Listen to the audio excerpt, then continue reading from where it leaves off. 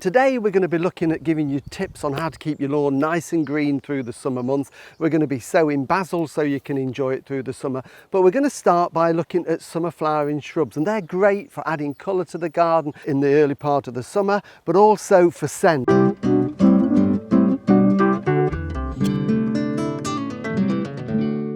This is one of the mock orange, Philadelphus microphyllus, and for the first part of the summer it's got a really heavily scented flower. It's absolutely wonderful to walk past, but as soon as the flowers are finished it's time to give it a bit of a tidy up and a trim, because if we don't it just gets bigger and bigger and overgrows its position. And as we can see, these stems here are the ones that have had the beautiful flowers on all the way through the summer. You can see all these old flower heads on there, but if we look inside the plant here, we've got lots of lovely fresh new growth that's going to give us the flowers next year. So what we're aiming to do now, and it's a really simple job to do, is cut out some of the old wood and leave in as much of the new wood, at the same time giving it a shape. So what I'm going to do, I've got an old flowering stem here, so I'm going to trace that back to here, and we can see then we've got a lovely nice new shoot. So all I'm going to do is cut the old wood off to that point.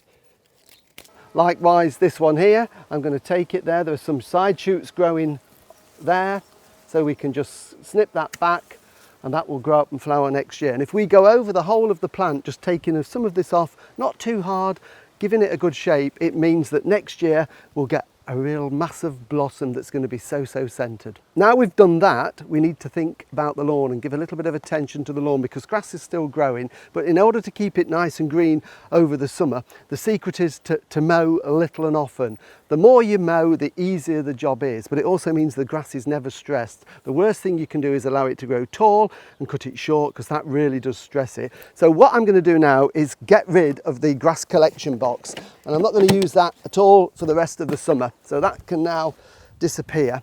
And with this particular mower, it comes with the option of putting in what we call a mulching plug. And this basically is just a piece of plastic that we put in the back of the mower that blocks the hole, and that stops any grass blowing out into the grass bag. So it means it stays within the deck. It whizzes round, the blades chop it really finely, it blows it down into the cover of the grass, and that rots away quickly, but it also feeds the lawn because it recycles the nitrogen. So it helps to keep our lawn lovely and green all through the summer, even if it's dry. And the other thing we can do is raise the height of cut slightly. Don't mow the lawn too close, because again, that stresses it and scalps it. So literally just lift it one notch so that we're letting it grow a little bit longer, and it again helps to keep it green.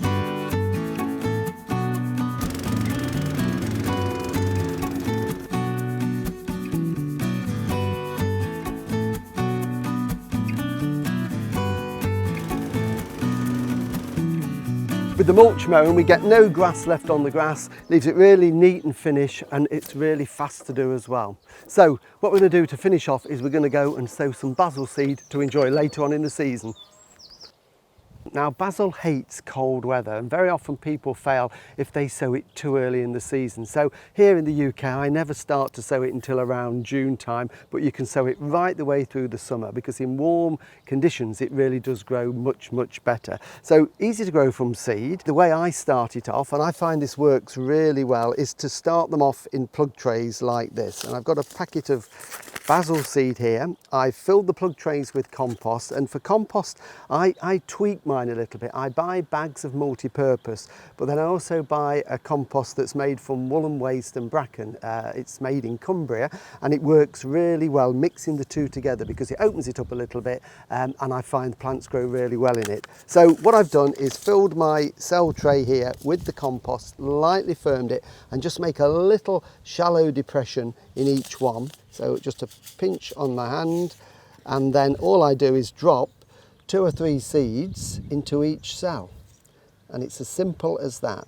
So it's a lovely job to do, and just sprinkle the seeds in there, and then when you've sown as many plugs as you want, it's just a case of brushing them over with the compost. They only need to be very shallow in the compost, so you can just brush that over. Put a label in there, of course. I'll pinch that one, label there telling us what it is. give them a water and then keep them somewhere warm, so not outside necessarily. If you've got a cool windowsill or a little greenhouse, and keep them moist, and they germinate fairly quickly.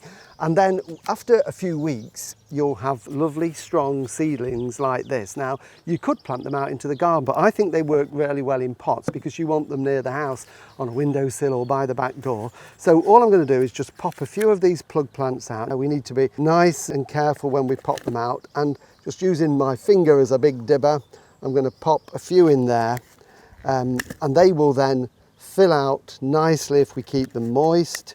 They will make one full pot of basil in just a matter of weeks, and then we can enjoy those all the way through the summer. These were sown about 3 weeks ago. I've just sown some more, and I'll probably sow another batch maybe in another 2 or 3 weeks, and then we've got a succession of lovely fresh basil through the season.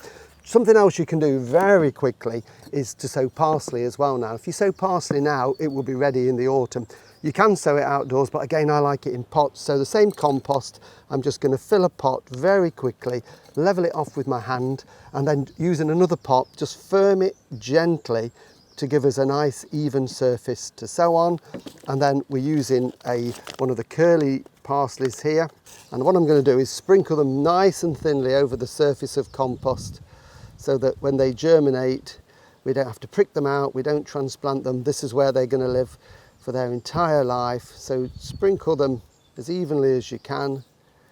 And then just to finish off, just a couple more there. We want it to be fairly even. Just pop those back in the packet. Just a little bit of compost on there, not much. Just level that out to cover the seeds.